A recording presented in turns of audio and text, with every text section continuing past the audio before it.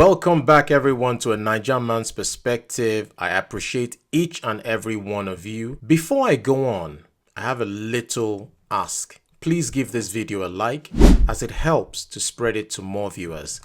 Let's get back into it. The Igbo people are one of Nigeria's largest ethnic groups, boasting a rich cultural heritage and a culture that spans thousands of years. Their origins date back to the 9th century AD, where they lived in small independent communities in southeastern Nigeria. Despite facing numerous challenges over the centuries, including colonization, civil war, and ethnic tensions, the Igbo have preserved their unique cultural identity and traditions.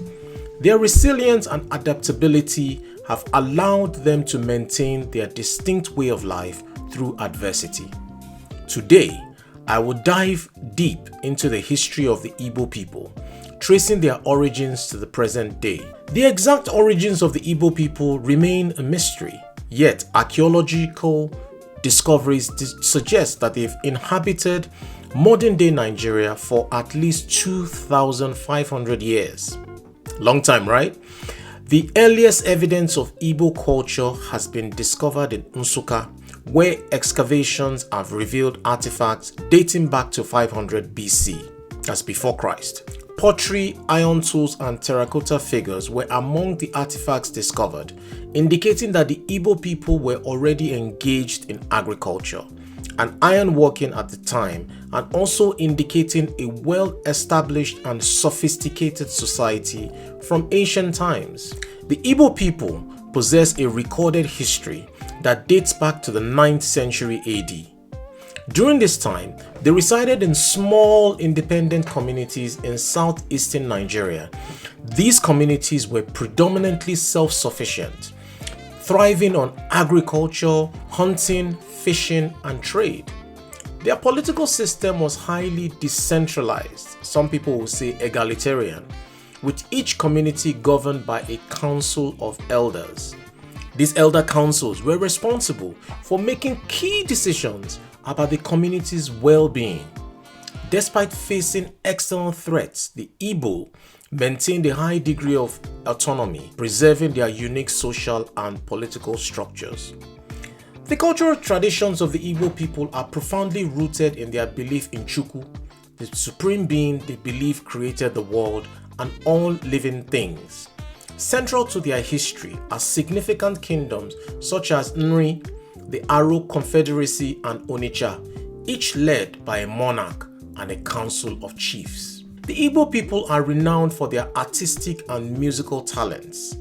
Their cultural practices, including dances, songs, and festivals, vividly express their deep spiritual beliefs and reverence for nature. The Igbo people began to form larger political units known as kingdoms in the 16th century. These kingdoms had a centralized political system and were led by a monarch and a council of chiefs. The Nri Kingdom, the Aro Confederacy, and the Onitsha Kingdom were the most prominent of these kingdoms.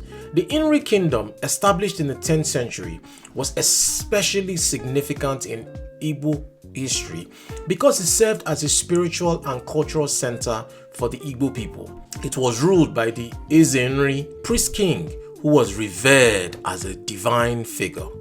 The Aro Confederacy, which rose in the 17th century, was a powerful trade federation that controlled much of southeastern Nigeria's commerce. It was known for its strong religious and spiritual beliefs, and it was heavily involved in the slave trade, which was prevalent in the region at the time. Another important Igbo kingdom that was known for its strong trade links with neighboring regions was the Onitsha Kingdom, which was founded in the 16th century as well. It was also a center of Igbo culture and tradition, and Onitsha was home to many of the region's most prominent writers, artists, and musicians. This transatlantic slave trade began in the 16th century and had a devastating impact on the Igbo people. Many Igbo men, women, and children were kidnapped and sold into slavery into the Americas to work on plantations or as housemaids.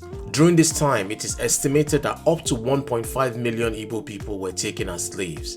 The Igbo people were known for their intelligence, resilience, and entrepreneurial spirit, and many of them were able to escape slavery and establish prosperous communities in the Americas, including the United States, Brazil, and the Caribbean.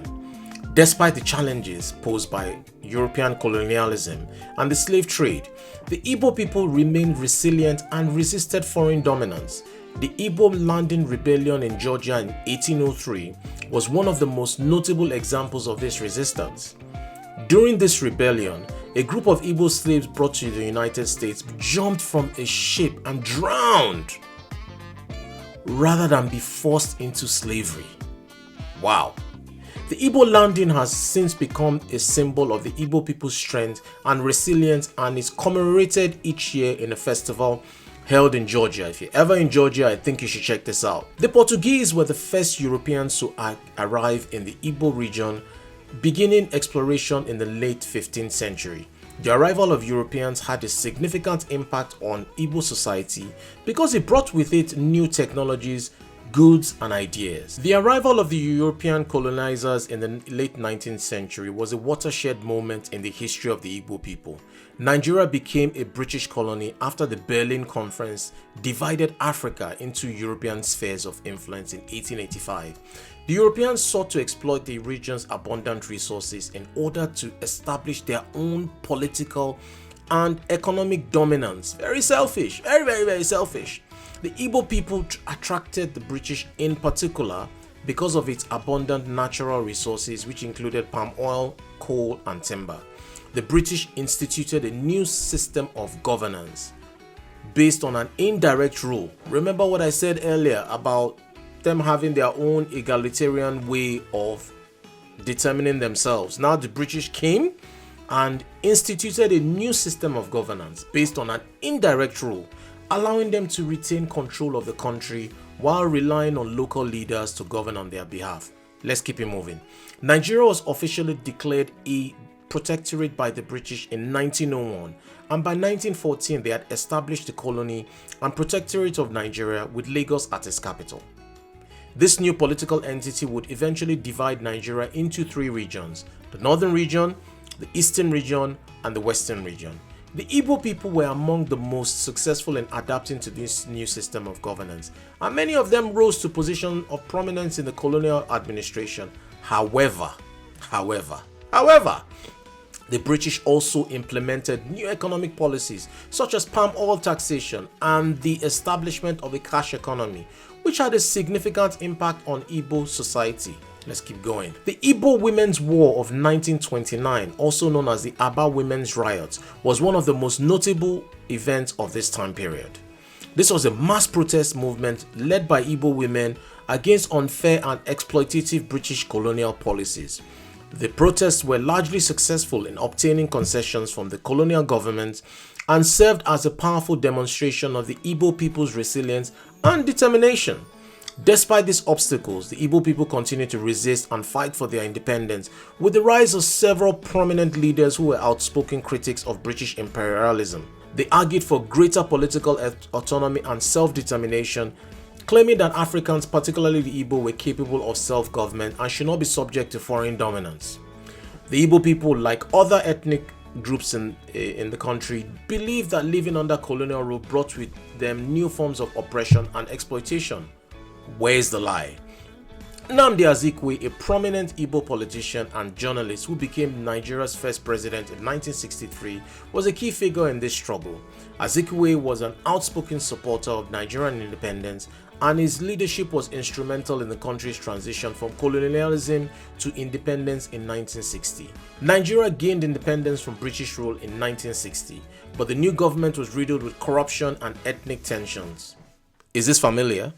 In response to what they saw as political, economic, and ethnic tensions between the Igbo and the Nigerian government, the Igbo people, led by General Chukwuemeka Udumegu Ojukwu, declared the independent Republic of Biafra in 1967. This declaration triggered a brutal civil war that lasted from 1967 to 1970, killing millions of people, mostly civilians. The Igbo people were eventually defeated and Nigeria remained a unified country.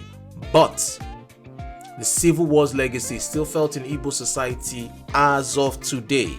Despite the war's devastation, the Igbo people persevered, and rebuilt their lives. The Igbo people have faced numerous challenges in recent years, including political marginalization and economic inequality. They have, however, made significant progress in a variety of fields, including business, and education, and politics.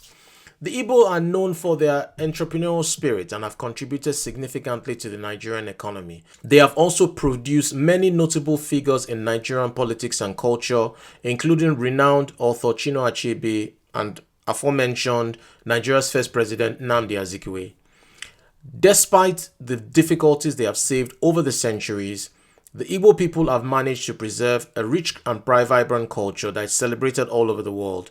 Igbo culture today is distinguished by a strong emphasis on family and community, as well as a deep respect for tradition and history.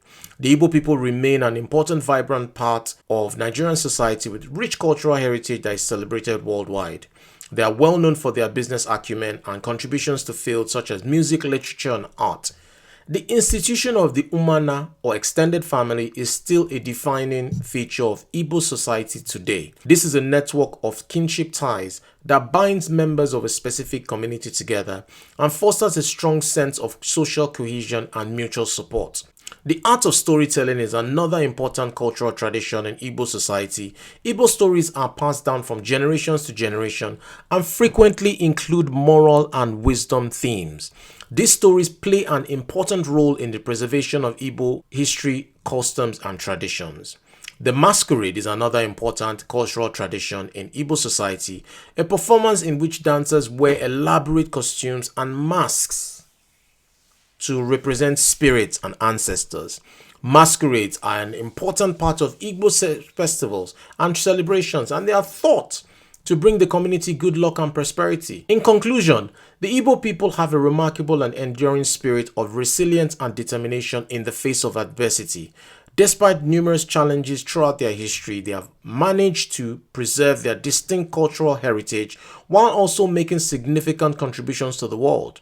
The Igbo people have a rich and fascinating history that continues to inspire and captivate people all over the world. From their pre-colonial roots to their struggles against colonialism and contributions to modern-day Nigeria, we can gain a deeper appreciation for the Igbo people's enduring spirit and the important role they play in shaping the future of Africa and the world as we continue to explore and learn about their history. I hope you guys enjoyed this one.